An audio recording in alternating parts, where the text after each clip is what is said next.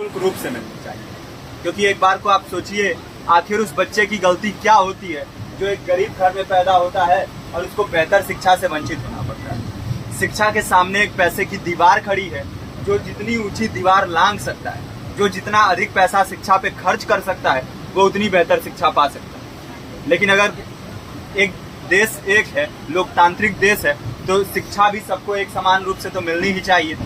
आज परिस्थिति ये है कि एक तरफ तो प्राइवेट स्कूल हैं जो लूट के अड्डे बने हुए हैं, वहाँ पे आप एडमिशन कराने जाएंगे तो सिर्फ एडमिशन के नाम पे ही आपको 10,000 20,000 रुपए देना होगा। और कमीशन खोरी का ऐसा धंधा है कि कॉपी, किताब, टाई, बेल्ट, ड्रेस, जूता कहाँ से खरीदना है ये आप नहीं तय करेंगे वो प्राइवेट स्कूल वाले। यानी आम लोगों की मेहनत की आखिरी कौड़ी उनके जेब से वसूल लेना चाहते हैं। और दूसरी तरफ सरकारी स्कूलों में न तो पर्याप्त टीचर हैं, न पर्याप्त बिल्डिंगें हैं। 2019 का ही ये पुराना आंकड़ा है कि हर 100 में से 52 स्कूलों में या तो एक टीचर है या 2 टीचर हैं। और उन्हीं टीचरों के ऊपर जिम्मेदारी थोप दी जाती है कि जनगणना करो, मतगणना करो, पशु गणना करो, तमाम काम करवाए जाते हैं। और 19 के बाद से तब से कितने टीचर रिटायर हुए होंगे और 18 के बाद से कोई टीचर की वैकेंसी भी नहीं है। आप खुद भी सोच सकते हैं ये परिस्थिति और कितनी बिगड़ी हो।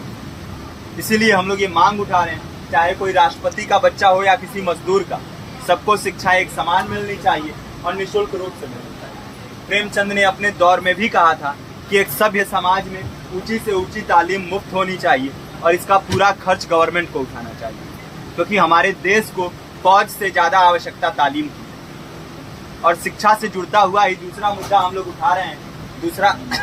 दूसरा मुद्दा है रोजगार का।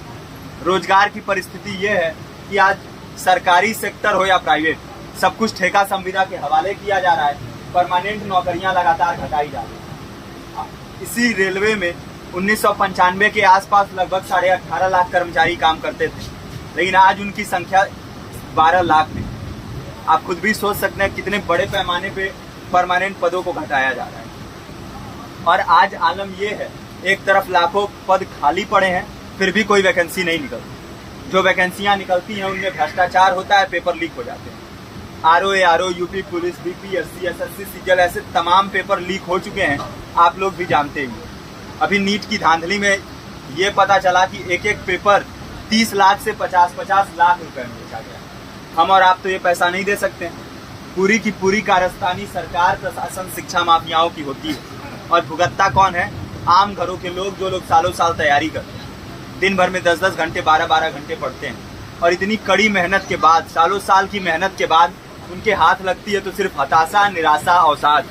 बहुत से छात्र नौजवान जो इस बेबसी में, इस डिप्रेशन में नहीं जी पाते, आत्महत्या तक के कदम उठा लेते हैं। लेकिन ये देश की विडंबना है कि टीवी चैनल, अखबार, मीडिया, नेता, मंत्रियों के लिए कहीं ये कोई मुद्दा नहीं है। उनके लिए मुद्दे हैं तो जाति, धर्म, रंग, नस्ल, अगड़ा पिछड़ा। आज जब पूरी परिस्थिति इतनी भयावह है तो ये जरूरी है कि लोगों के बीच में जाया जाए, लोगों को संगठित किया जाए और एकजुट किया जाए। क्योंकि आज अगर अपने मुद्दों पर बोलेंगे नहीं तो कल को ये परिस्थिति और बिगड़ेगी। हो सकता है ले देके अपनी जिंदगी तो हम लोग काट ले जाएं, लेकिन आने वाली पीढ़ियों को क्या भविष्य देके जाएंगे, ये भी सोचने वाली बात है। हमारे साथी ने आपको पर्चा दिया है, पर्चा आप तक पहुंच गया है। पर्चे में और भी बातें हैं, इसको पूरा विस्तार से पढ़िए। पर्चे में हमारा नंबर है, संपर्क कीजिए। फेसबुक का, इंस्टाग्राम का लिंक है, आप वहाँ पे जाएंगे तो आपको पता भी चलते रहेगा कि लगातार किन किन माध्यमों से हम इस अभियान को चला रहे हैं। नुक्कड़ नाटक, संगीत, शिक्षा सहायता मंडल, लाइब्रेरी, तमाम माध्यमों से इस अभियान को चला रहे हैं और कोशिश कर रहे हैं कि बड़े से बड़े पैमाने पर हर जगह पे लोगों को संगठित किया जाए और एकजुट किया जाए। आपके बीच भी आए हैं आपका साथ और सहयोग दें। साथ इस रूप में कि आप भी हमारे इस कारवां और इस मुहिम से जुड़िए।